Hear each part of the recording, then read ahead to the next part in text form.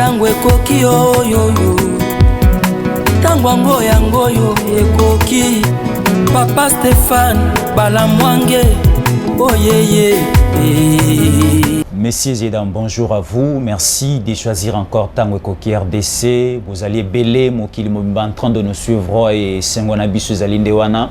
Yakoyeba ke bo ali kota la biso partout et aussi vous allez kosala biso confiance. Mikolo na mikolo tala biso lisusu liboso na bino. Poto pesa bino basango nyonso o ezali kolinga République démocratique du Congo. Ezali kosangisa biso basango nyonso ya Kisasa ya République démocratique du Congo. Borozwa yango en direct moko na lelo torobeta masolo. Il y a cour de cassation. Donc le PGR près la cour de cassation. Aotaye koloba moko na lobby. Torolobela yango pelelo. Et tokolobela aussi c'est kilt. Je ne sais pas, ce koloba est un kilt d'action de grâce.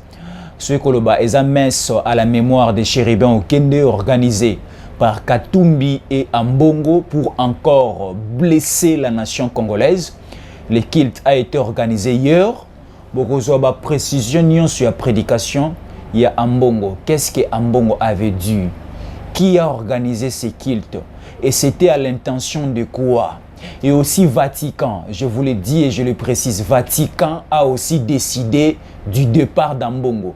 Il y a des archevêques, il y a des prêtres qui sont nommés pour assumer des intérims à la place de Ambongo. Parce que le Saint-Père a constaté que Ambongo n'a plus le temps pour respirer, penser l'idéologie de l'Église catholique. La gestion de l'Église catholique, Ambongo n'a plus ces temps-là. Et on a remarqué dans la tête d'Ambongo, c'est plus la réflexion politique qui tourne. Il n'a plus le temps de prêcher, il n'a plus le temps de gagner des âmes, il n'a plus le temps de réfléchir l'Église, il a maintenant le temps de réfléchir Katumbi, il a le temps de réfléchir autrement. Et c'est pour cela le Saint-Père, c'est pour cela la direction du Vatican a décidé d'une manière intérimaire de nommer des prêtres catholiques pour assumer les intérims. Il y a Cardinal Ambongo. Je vous livrerai, je vous donnerai aussi les noms des deux prêtres catholiques nommés par les saints-pères de l'Église catholique. Siko Tobanda. Nako banda na moi et bandeli poto se faire comprendre. Nako banda na moi et bandeli bandeko. Nako banda na moi et bandeli. Balobaka, il y a un musicien même congolais qui l'a chanté à Loba. Atabutu e yindi e umeli suka suka tongo e kotana kaka. Donc il y a un temps pour dormir, il y a un temps aussi pour se réveiller. Eza na te molili eza pe na te polé. Tolekisi te molili makasi na mboka oyo. Tolekisi te souffrance makasi na mboka oyo. Tokomi na te polé, tokomi na te lumière, tokomi na te o il faut congolais, il faut congolais a seka. Nani akosekisa congolais? Tozwe bango sikoyo. Nani azolelisa congolais? Tozwe bango sikoyo. Je suis habillé en noir, chemise noire et veste noire. Cela veut dire que nous sommes en deuil. Naibisaki bino mikolo mileki matanga epa ya bapaye ou melakate si la kaye ko seke koma repa na bango. Mais matanga epa ya bakolo moto babungisi moto na bango et ou melaka ça peut durer 2 3 4 5 ans 6 ans même. Baboso na kate moto o bango babungisaki. Mais pa ya bapaya matanga esilaka na mwa lombango loba papa wemba. Babeteli bato mosusu maboko me babosani moto o asalaki ke mwana lelo atia fufu na motu mwana lelo la tatouage. Ce qui lelo mwana a eu diplôme d'état. Ce qui lelo mwana bakole na graduat bien na licence, bobetele maboko c'est bon. Mais il faut aussi penser qui avait financé les études de cet enfant. Makambo bele to bosanaka yangwana vito bosanaka ba primordial musuna vite. Le procureur près la cour de cassation avant to bandai ko benga yango cour suprême mais échangea et comme cour de cassation parce que ba service à l'état balobaki il faut ba kota jusqu'au bas niveau ba bimisa bo solo ba bimisa vérité parce que balobi vérité ya kamale malembe le kutande ya kana sincère. Tant Chéribin Okende a koufi assassiné le mercredi passé, aujourd'hui a déjà totalisé une semaine place Baoui Bakendaka. Aujourd'hui Chéribin Okende totalise une semaine parce que Baboma qui est le mercredi à 2h. Non, c'était le jeudi à 2h. Alors, le problème c'est quoi? Chéribin Okende assassiné. Chéribin Okende n'est plus. Matanga au niveau national, bandeko bali kolela comme pas possible. Mais liwa Chéribin Okende zaki liwa malaria te. Liwa Chéribin Okende zaki liwa typhoïde te. Liwa Chéribin Okende eza liwa moko eza na maboko ya moto. Parce que Chéribin Okende baiki kokuta nzoto na ye na kati ya mutuka.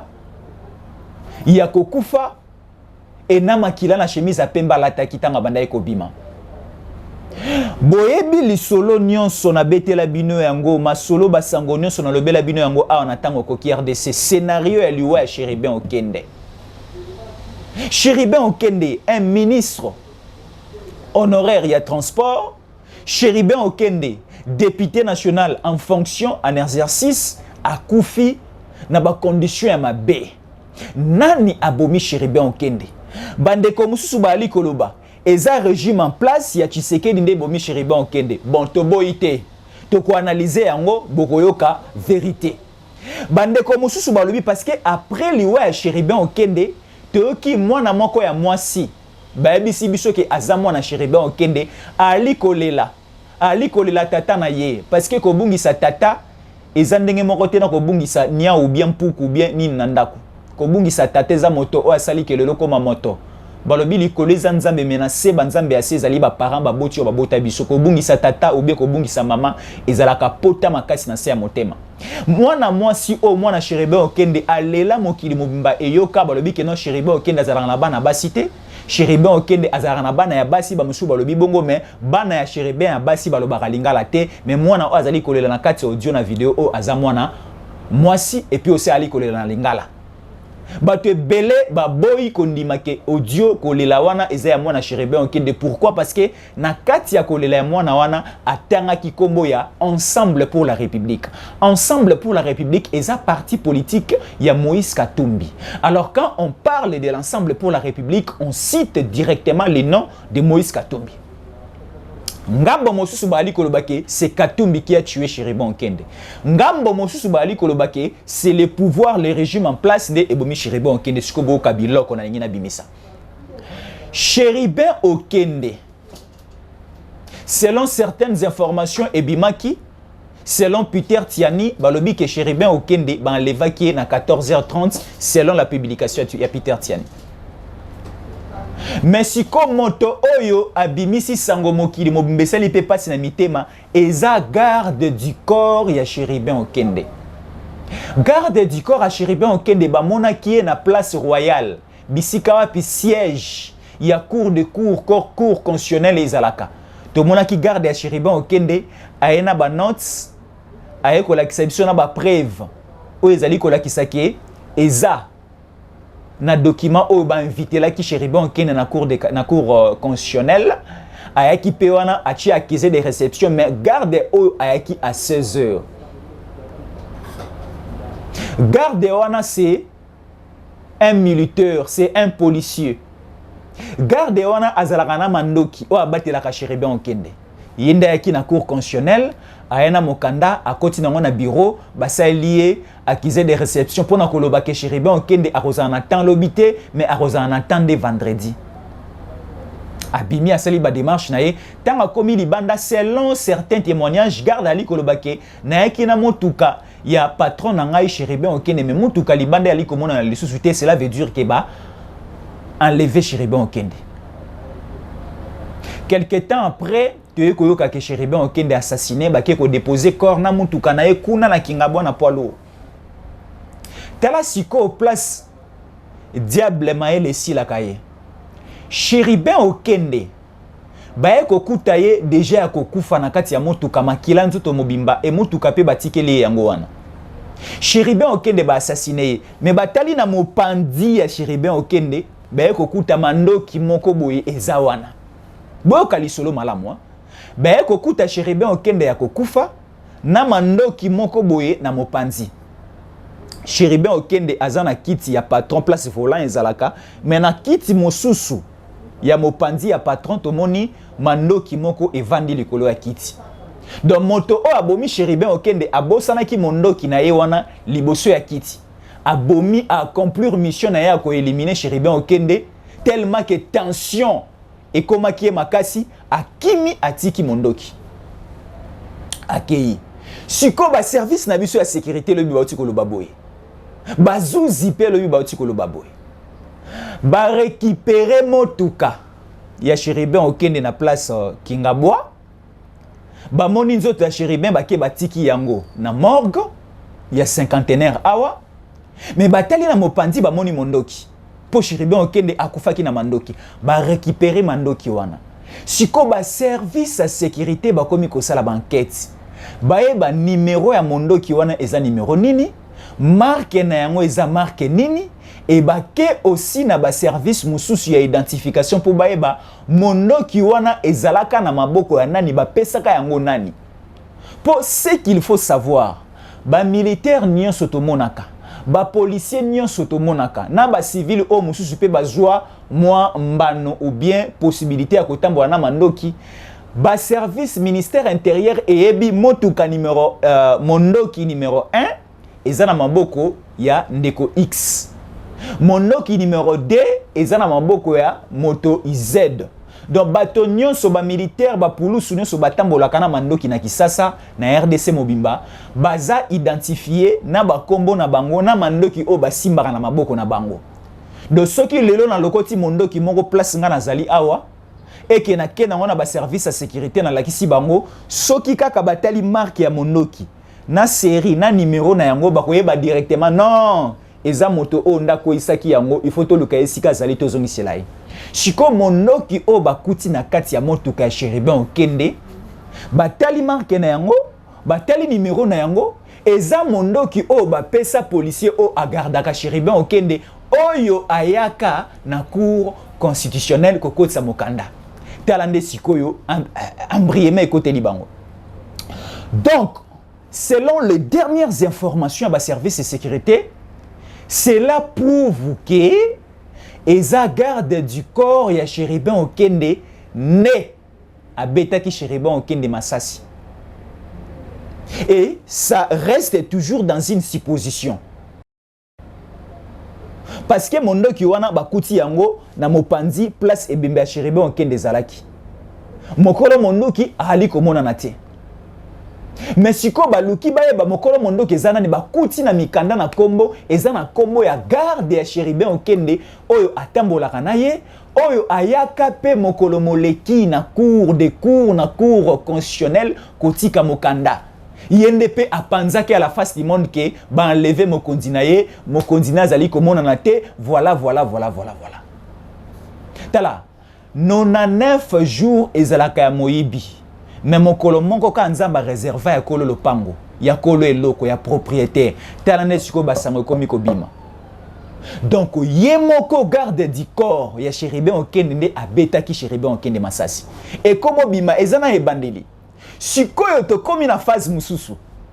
Ce n'est plus question à koyeba que non, c'est Tshisekedi qui avait tué, tout longwe na phase wana. Laissez-moi aussi vous dire, tout longwe appelle lisusu na phase ya kotuna ya koyeba que c'est Katumbi qui avait tué. To tikali siko to telemi na phase ke mokolo mondoki o bakute na kati ya motuka place ebemba Chérubin Okende zalaki mokolo mondoki wana eza garde ya Chérubin Okende.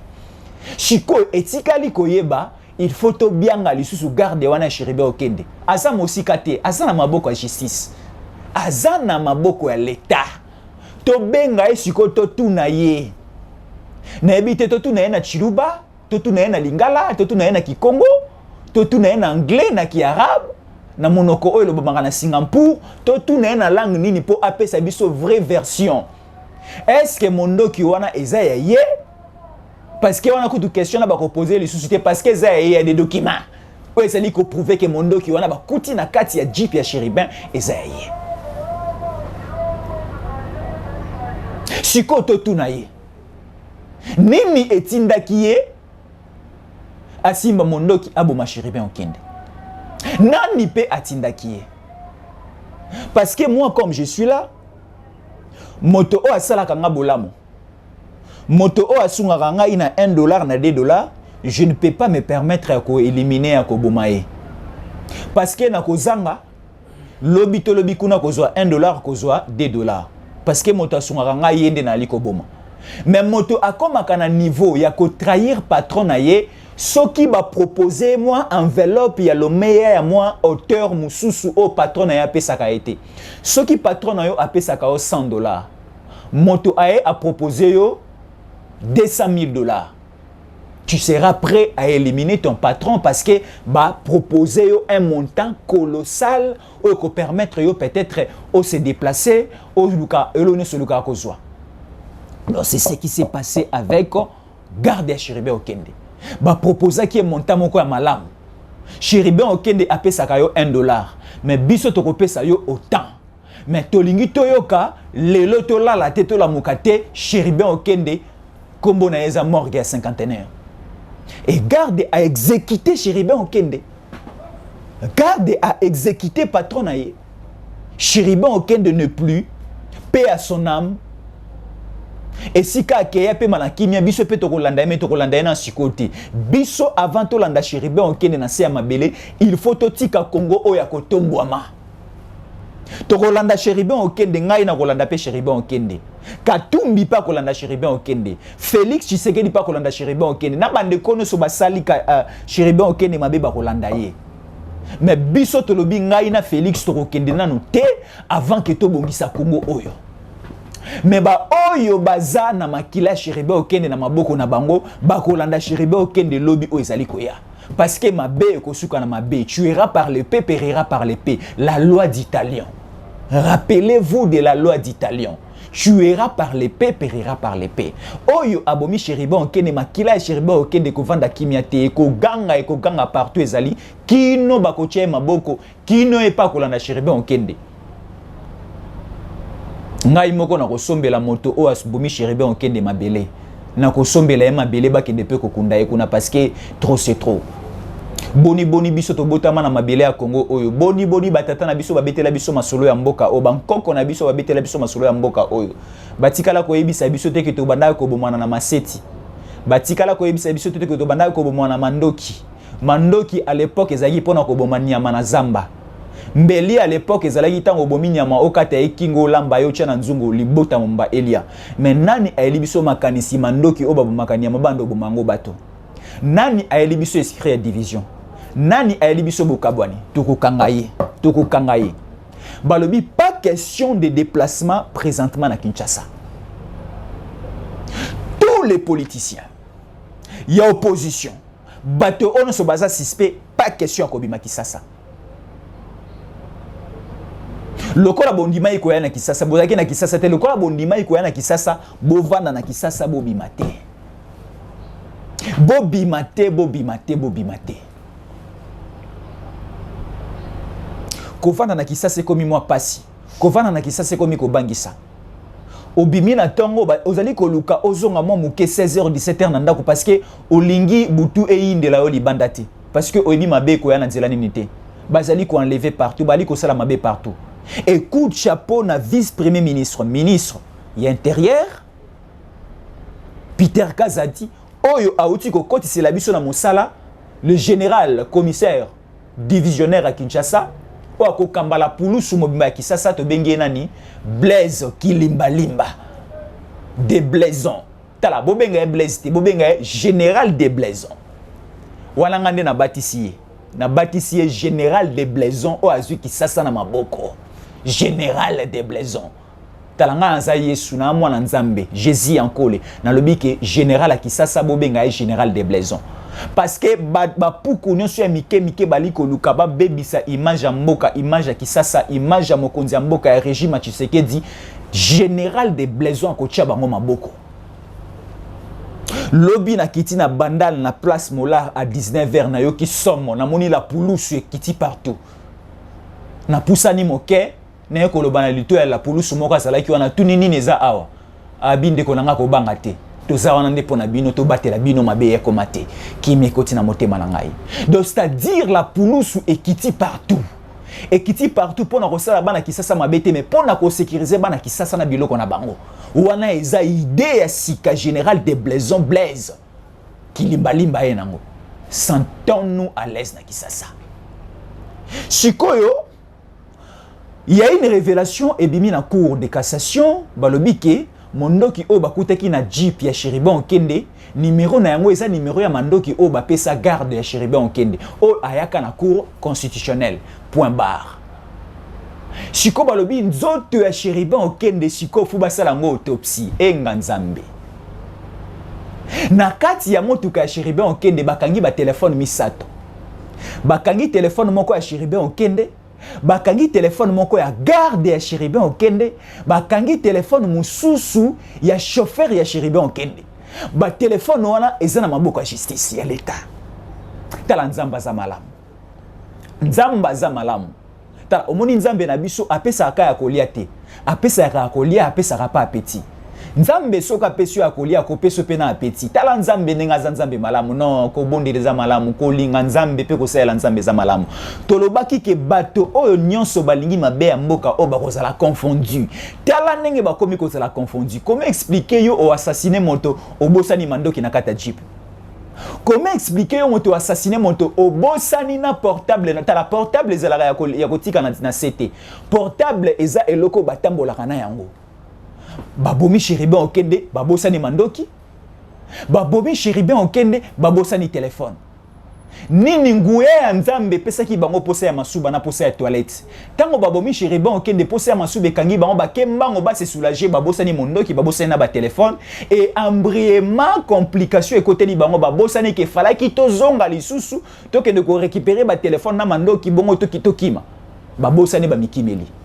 Shikoyo bakangi 3 téléphones. Moko ya Chéribon Okende, moko ya garde na ye, na moko ya chauffeur na ye. Ba récupérer yango. Ba service ezouta na Belgique, na France, na Afrique du Sud pour autopsie. Ba benga yango enquête scientifique. Enquête scientifique ezoko salam. Ba ali déjà ko ya bana pepo. Ba ko atterrir kala mingi te en aéroport Anjili.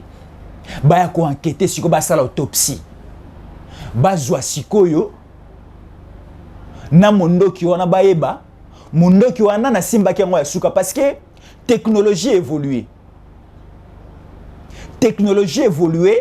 ngana kozwa téléphone na simbi yango sikoyo pendant plus ou moins 5 minutes soki na déposer yango na technologie actuelle ba eza na eloko moko bako sala baeba nani asimba ki téléphone o ya suka moi motoki na we etikalaki moi mon pépé moi ba déchet le poisonné tikalaki na téléphone simbaki soki ba sali mo ba scientifique na ba salaka ba koyeba ko détecter moto suka simbaki yango siko mondoki wana ba koyeba moto ya suka simbaki yango eza nani traçabilité nyonso ya ba téléphone ezali ba ko kota ate eza na code de téléphone na ba ko déverrouiller yango ba ko kota ba yeba message ya suka politicien nini atindaki tala siko place ma ngombe ko na suka politicien nini ya suka atindaki message na WhatsApp na numéro ya garde politicien nini ya suka atindaki message normal na téléphone ya chauffeur et politicien nini abanda akomaki ko intimider Chéribon Okende na ba WhatsApp na ba message na ba appel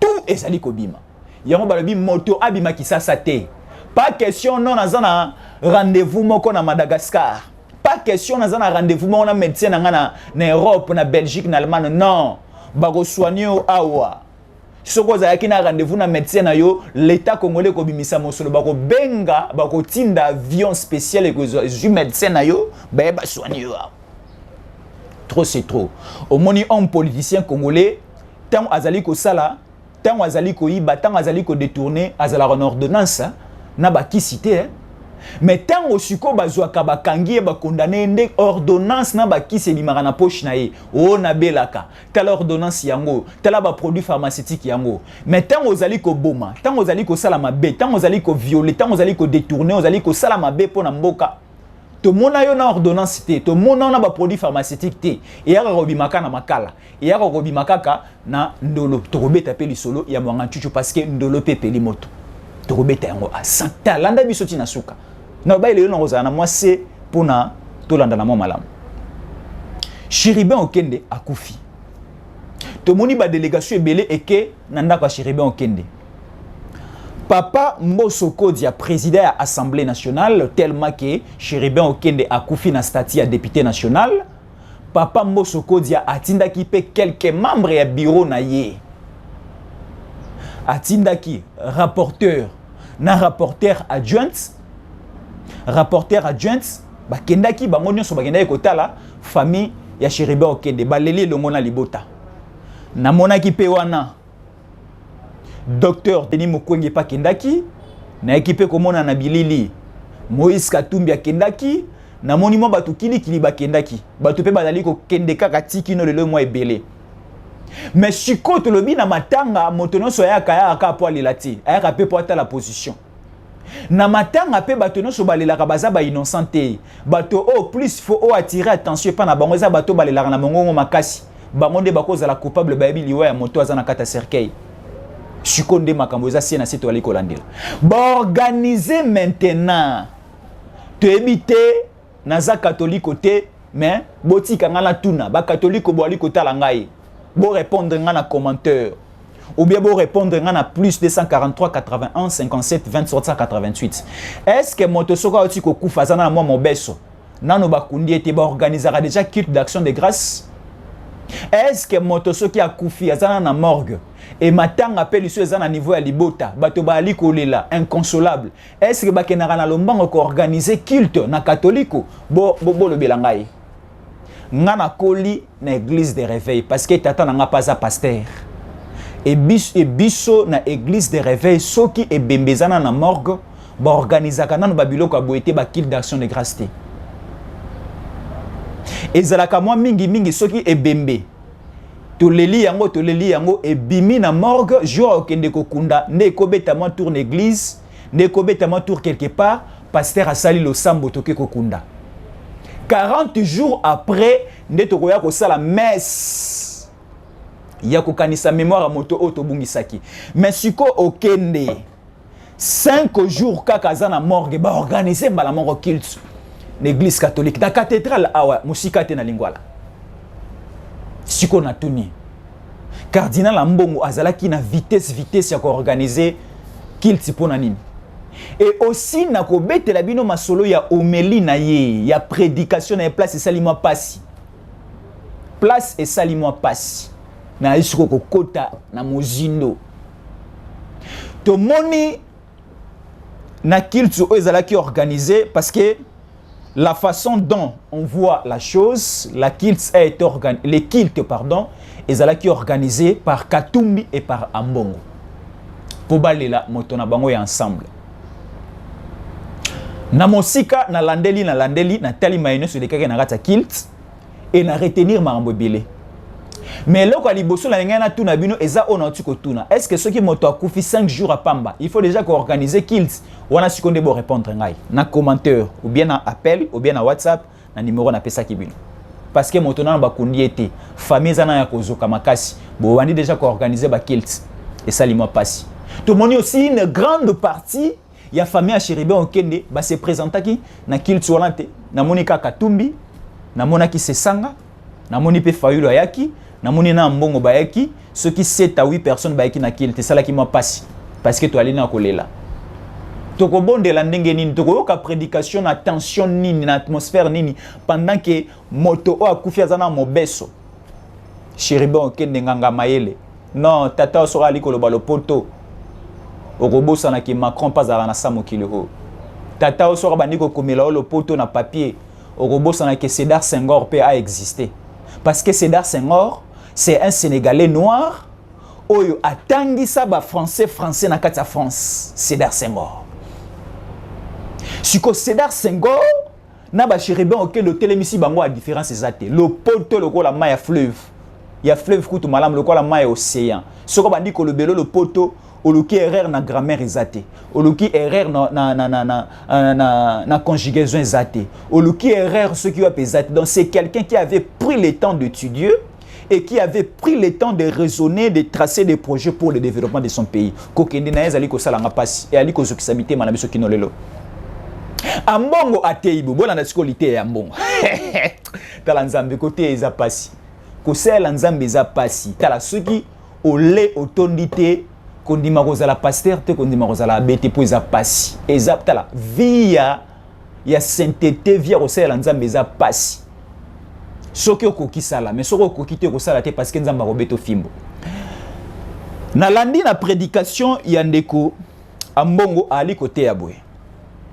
Bolandanga malam, bolandanga, peut-être bozo qui tente. Ambongo apesi verset biblique. Ambongo apesi verset biblique na mokanda ya Genèse. Genèse chapitre 4. Kino na se ambongo azoki mwa tan ya kotanga. Toyebi na Bible nous avons des livres canoniques. Des livres canoniques, ce sont des livres écrits par Moïse. Et Moïse a écrit presque 5 livres dans l'Ancien Testament.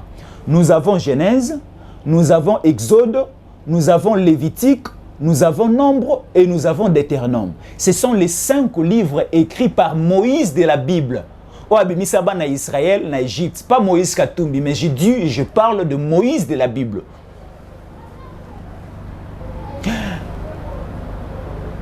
Cardinal Ambongo atangi na Genèse 4. Genèse 4, Genèse 4. Ça nous parle de la généalogie d'Adam et Ève. Adam et Ève, Nzamba Keli Mobali, alalisi Mobali Pongi, a bendi na koti ya Mobali, a créé Mwasi. Mwasi na Mobali bakomi kosangisa nzoto baboti bana mibale. Et Adam na Ève babotaki Caïn na Abel. Bana ya libota moko. Bana ya libota moko tango bakoli et comment qui arrivé à un certain moment bana ya libota moko mibale babomani moko abomi mosusu pona nini zuwa ekotaki na mitima na bango zuwa ekotaki na kati ya libota o azobonga pona nini o akomi mokonji pona nini o balingie makasi pona nini o akomi na succès pona nini yango babomanaki. Ambongo azu prédication wana aye atei yango sikoyo na kilsi ya lobi ya Chéribin Okende. Alobi boni bino boza libota moko lokola Caïn na Abel boye ko bomana bobomani pona nini. Et Ambongo a aussi martelé boni mboka oyo avec le pouvoir en place bato bali ko kufa insécurité epai pasi epai y a plus un bon climat de vie. Ambongo alobi maman mbwebele. Donc Ambongo est en train de dire que batu ya libota moko babomani. Na ebite Ambongo tanga solo batu ya libota moko babomani ali kolobela Chéribin Okende azali libota moko na Tshisekedi babomani na Tshisekedi ou bien Chéribin Okende azali libota moko na Moïse Katumbi babomani na Moïse Katumbi. Je ne sais pas. Parce que selon l'homélie, selon la prédication d'Ambongo, il a pris l'exemple de Caïn et Abel au banaï ko appartenir na famille moko. Mais ce qui n'est un exemple actuel, Moïse Katumbi et Chéribin Okende appartenaient, parce que est commis à l'impératif, est commis déjà au passé, appartenaient dans une même famille politique ensemble pour la République. Et l'exemple de Caïn et de Abel, ça touche directement la famille politique. Et comme la famille d'Adam et Ève, la famille politique, ensemble pour la République, babomani bango na bango, zoua ekoti, moteme poli, moteme tindi solo, tindi ke foko boma moninga mosusu, pour qui maison na kati libota. Et vous savez bel et bien l'histoire de Caïn et Abel, vous le savez, qui était bon, qui était mauvais, et vous allez m'écrire aussi sur commentaire. Chéribin Okende azalaki na libota nini parce que toujours la libota biologique ici nous parlons de la politique. Chéribin Okende était dans quelle famille politique? Répondez-moi. Peut-être ngana ali kobosa. Chéribin Okende était porte-parole et ensemble pour la République. Être porte-parole d'un parti politique, ce n'est pas un poste maigre. Ce n'est pas un petit poste. Et ça poste à mon nene. Et ça poste au bas sekouaka batu parce que poste ya porte-parole les poste oyo yone okobanda kolobo moi mingi okozala pe star il y a parti politique. Ce qui peut COP et na kati ya parti politique il faut bobimisa ba ministre bosala boye COP wana ebanda pe koleka na maboko na yo okozana chance ya kobima ministre, chance ya kobima mandataire. Yango bomonaki ke Chérubin Okende azoki pe chance ya kobima ministre à transport. Sikotela ngambu place uteli Chérubin Okende yangwana. Mais biso siko souci na biso ezali tozela délégation ezo ya botu nanga délégation nini? Délégation ya ba enquêteur scientifique. Bazo ya kosala enquête approfondie basa na autopsie. Après autopsie ande ko bimisa sikoyo. Ko silisa autopsie ba kosala lisusu baye ba soki empreinte oya suka esimbaki loposo oya suka esimbaki mondoka ezalaki ya nani ba kosala yango pe.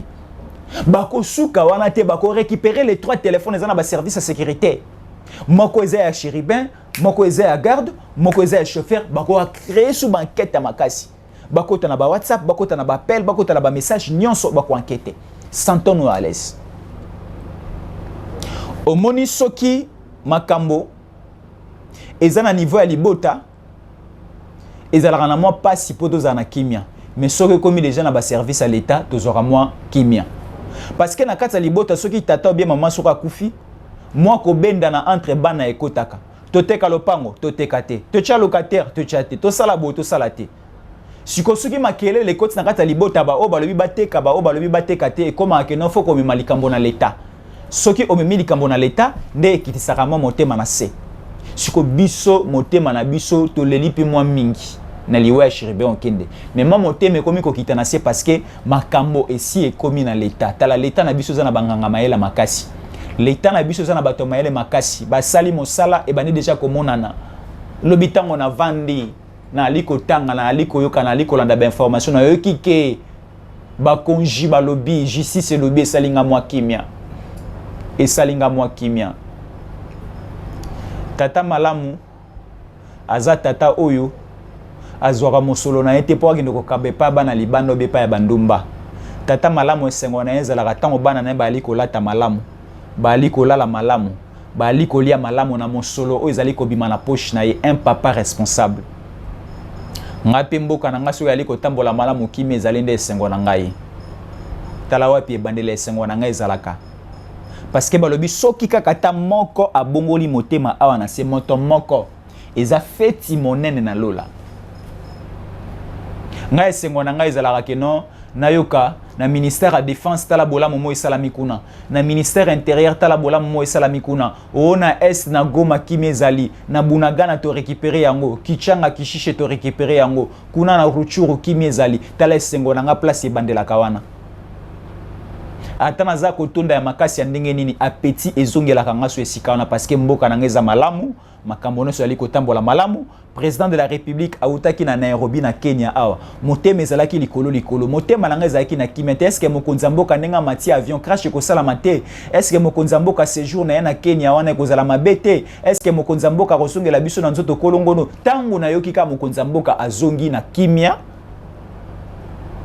et mokonzi mboka abakisi encore 5 kilo likolo ba kilo na ya liboso banda ekopezi na bia c'est que mokonzi za en bonne santé, c'est que mokonzi mboka tambola ki malamu asali mosala malamu pe azongi malamu na yoki lisusu ke mokonzi ali kopé mate musala ali ko benga ye akel lisusu na Tchad na Jamena po akeno ko traiter ba dossier muso na binzambe na nga batela mokonzi nzambe batela mokonzi mokonzi akei azongi pe lisusu na bi oh minzambo ayoka biso nzambe oyo kaka mama Adel Kainda nzambe oyo kaka ba pasteur neso bali ko samba na bosolo nzambe oyo kaka pe yo chaka tolono na sepo na mboka oyo parce que bakosa biso te bolamu bonheur kimia esengoli pamboli ya mboka oyo koleka na moto ya moto mosusu te ekolekali toujours par les canaux de Tshisekedi. Rappelez-vous avec l'histoire la libération des enfants d'Israël au niveau de l'Égypte. Nzambe abanaye ko sona bana Israël bangone sombala moko te. Nzamba banaye ko benga Moïse na ngomba yaka na pesa un message que le peuple na ngai. Tango Moïse azo matala ngomba lobi ke zwa kan na yo wana lokola bozana sécheresse mai zwa kan na yo beta na libanga peuple na ngai ba mela mai.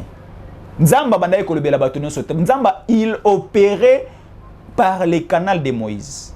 Et Moïse, quand il descendait, Bana Israël, Bana Ekoya, et tout le coup, Makasi, Pembe, Naye, Zamba Lobinini, quel est le message? Bissope, le loto, papa, tu sais qui dit Félix Antoine, Zamba Lobinini pour Nambokao. Qu'est-ce que vous prévoyez pour demain pour ces pays? Nous avons besoin des élections, nous avons besoin de la sécurité, nous avons besoin de l'eau, nous avons besoin de routes, nous avons. Tala, na la place dans lequel nous la lettre. Tant de gens qui ont tous abandonné dans le quartier de Zani Kovanda. Et Zalagi Bayaya na biso ya mikolo. Moi moli mon pe makanisi na bango zaki mabeko beta biso à tout moment parce que to yaki na bana mike. Et loko na manaye ko ebisa Bayaya na biso ya mikolo banaye ko beta ngai soki papa aye na kofunda bino. Soki papa aye na kofunda bino parce que j'avais de l'assurance et père papa na ngai azal est tout puissant. Moi aussi j'ai de l'assurance na tata na ngai ekolo Félix Antoine Tshisekedi Tshilombo, il est le tout puissant. Ceux qui na sengie maya kocha mai na njili, ceux qui na sengie kimia kocha kimia na bunagana, ceux qui na sengie lotiliki akokotsa lotiliki na matadi kuna na nsioni makasi musika na Congo central. Il a la possibilité de tout faire. Tshisekedi akoma na possibilité akosala nyonso tango biso to kopesi maboko. Tango to kotika nzela na badogolo miso te basala mabeni so bali kokanisa kosala pena o déjà basali sur place. Topesa Tshisekedi temps. To bonde la pona ye, to pesa ye confiance. Point barre. Siko ambongo akoti na distraction ya opposition. Na ebite ba sombi ba salie nini. Vatican eyo kakate yoki. Eko esi ekomi na Vatican. Vatican peut une décision na yango. Parce que mission au ba pesa ki yo ceux qui ozo koka ko exécuter en côté il faut ba tia au de côté moto mosu ezala ke non to pesi yo inane c'est la biso mosala oyo et comme ina inane o arriver à la hauteur à mosala ba pesa ki yo te ba ko yiko ba kisela yo ba mois sambo ba ba kisela ba mois sambo comme ina ba mois sambo o ba kisela ki yo o ali toujours ko arriver à kosala mosala ba pesa ki yo salate. Nous serons maintenant obligés de te mettre de côté. Tala nenge église catholique batu ba komi ko kauka. Tala nenge église catholique ekoti distraction.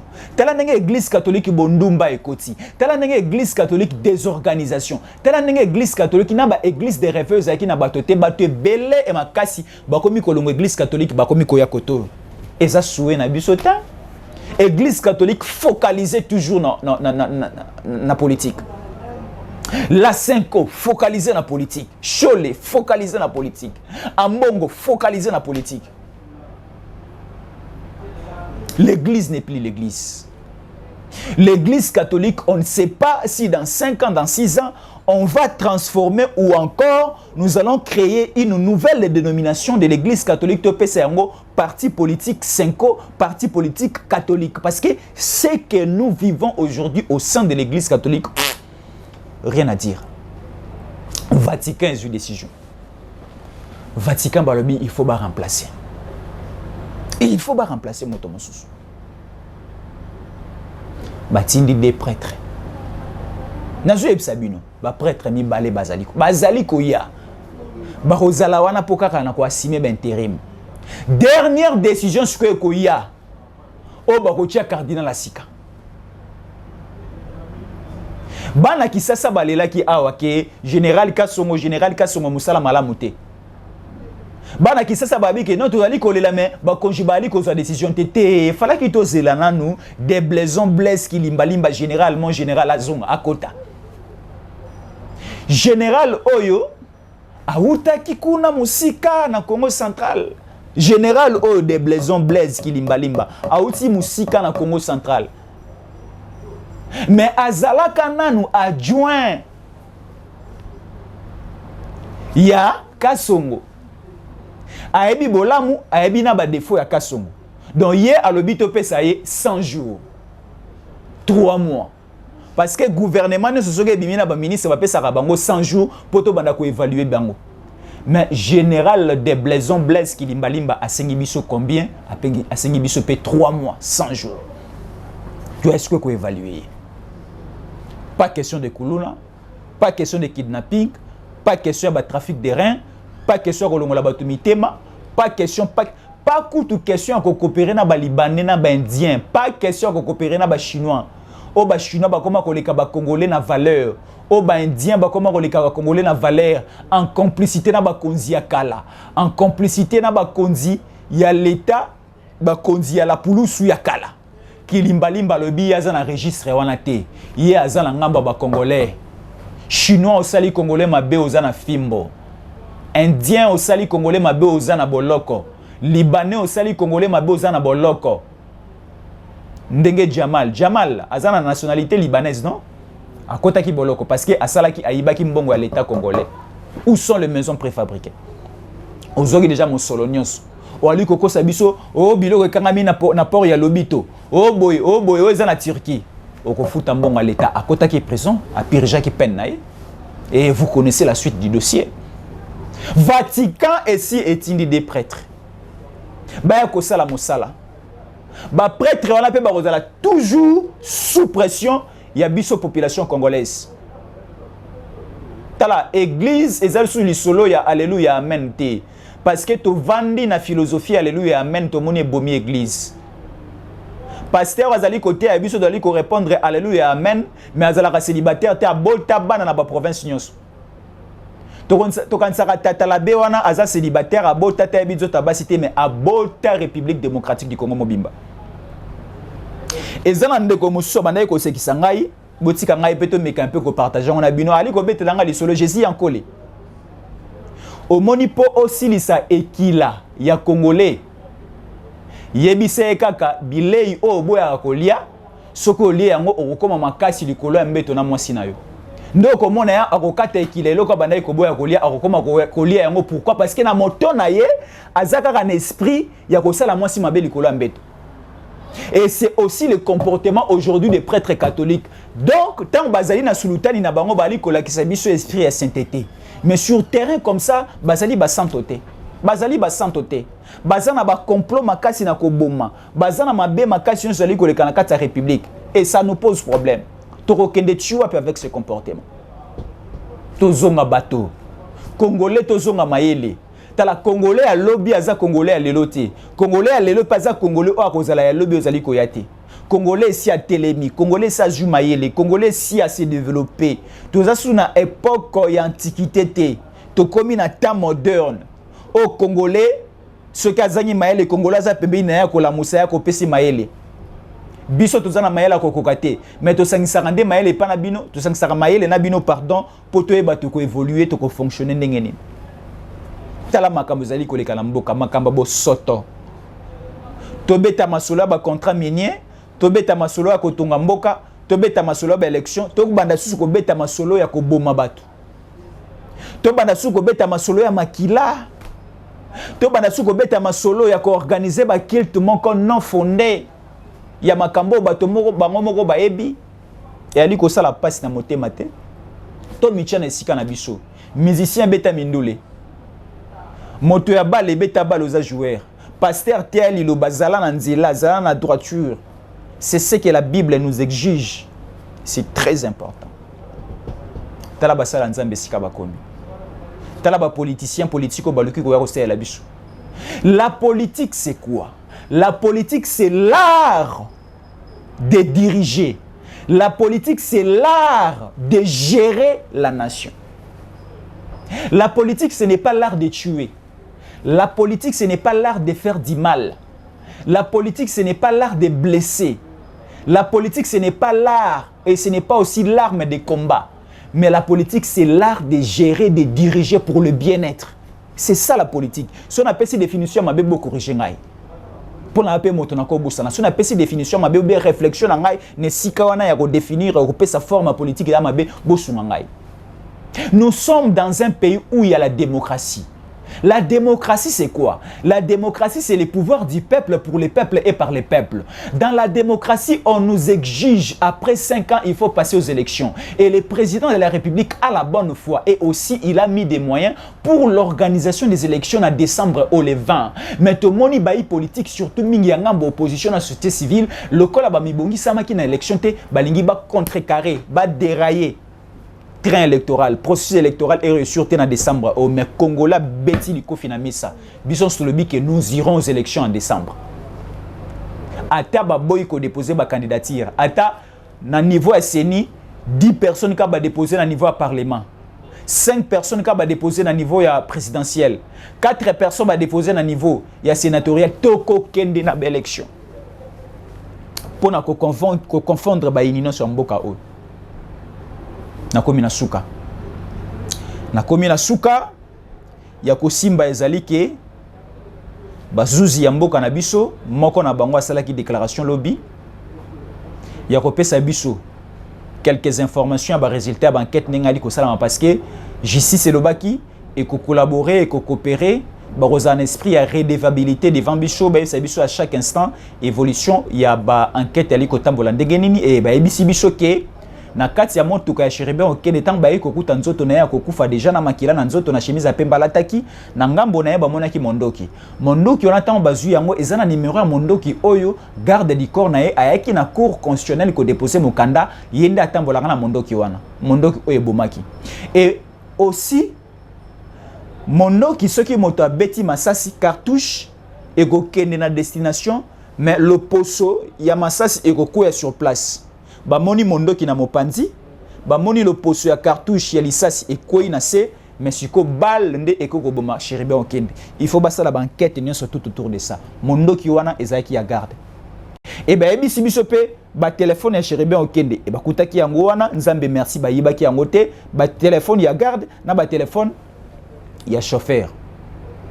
Tala ndenge nzamba romi ko sala mamu na ndenge nae. Et aussi je vous ai parlé ya kilt na évité culte d'action de grâce, culte en mémoire de Chérubin Okende, organisé par le cardinal Ambongo, yemoko pas zaki motei mokolo wana ezaki mokona lobby, boki makamuno saloba ke sali moi passe na moi bosoto, na moi passe. Nga soki na zaki na kati ya messe wana na ngana tele mana bima parce que na ninga ina ndima haleluya amen ya mambo ibandai kolekana kuna ya koloba makuna te. Mais cela ika moi passe, yango tulinga to kabona na bino makanishi oyo. Merci beaucoup na bandeko noso bali kotala biso mokili mobimba. Bandeko bali kotala biso na Matadi boza ebele bandeko babenga kingai bali kolanda biso na port international à Matadi ba déclarer na ba douanier belé ba telemi ba vandi mususu kutu ba matidi kola ba mesa ba kiti bali kotala na téléphone moko tango ko RDC ndenge Jésus ankola ali kopesela ali koloba et sala inga esengo makasi wana pesi les douaniers Alain Tendai, les responsables de DGDA au niveau du Congo central, na PCP Mbote, na PCP Mbote de Soussou, na directeur à cabinet nae Alain Chibango depuis Matadi na PCP Mbote, bandeko nyonso à Congo central, tango ko RDC lingi bino, bandeko à Kisasa, bandeko à Bandundu, bandeko à Kasai, bandeko à Katanga, bandeko à Kivu, bandeko à Maniema, bandeko à Kisangani, à province orientale, bandeko à Équateur, bandeko nyonso na bosani bandundu na lobaki yango déjà, to lingi bino makasi. Ba Kongomani pe nyonso ba ali ko tala biso libanda ya mboka to lingi bino na ba mboka nyonso obo pona ko landa tango ko RDC to linga bino makasi esengo na biso za la tango bo pesa biso confiance tango bo tala biso tango bo sala vraiment attention na nyonso to le bela bino parce que biso to fabrique kama kambote to le ba robele bo solo te yoka o ba konji ba lobby et biso pe to pesa ba précision ba canal d'idée na biso poto e bandenge to ko tambu samboka ensemble tozali sanga bandeko balingi mboka tozali sanga bandeko o balingi kimia to ali sanga bandeko o balingi pe mboka na biso tomba mai kozala esengo pona biso ke non to yoka ndeko mo na Singapour ali ko bunda na kozwa visa ko ya Congo to mona ndeko mo alingi lisuku va na Allemagne talinga ya kovana kana Congo to yoka ndeko muso azali na Chine susi nezaka azwa visa ya ko ya kovana na Congo siko to lingi Congo ngo ezala Congo ya kimia Congo ngo ezala Congo ya bonheur Congo ngo ezala Congo ya prospérité Congo ngo ezala Congo ya bonsomi Congo ngo ezala Congo ya lutiliki ya malamu Congo ngo ezala Congo ya mai ya malamu banzela ya malamu tanenge ba ja francophonie ezali ko ya ko sala ma awa ezali esengo na biso nyonso ezali jeu ya politique te mais ezali jeu ya francophonie pour l'intérêt ya mboka na komi na suka botika la malamu nzambe azana na mabota na biso nyonso et restez fidèles na tango ko RDC. À la prochaine. Tango ekoki oyo tango ngoyo ekoki Papa Stéphane Balamwange oyeye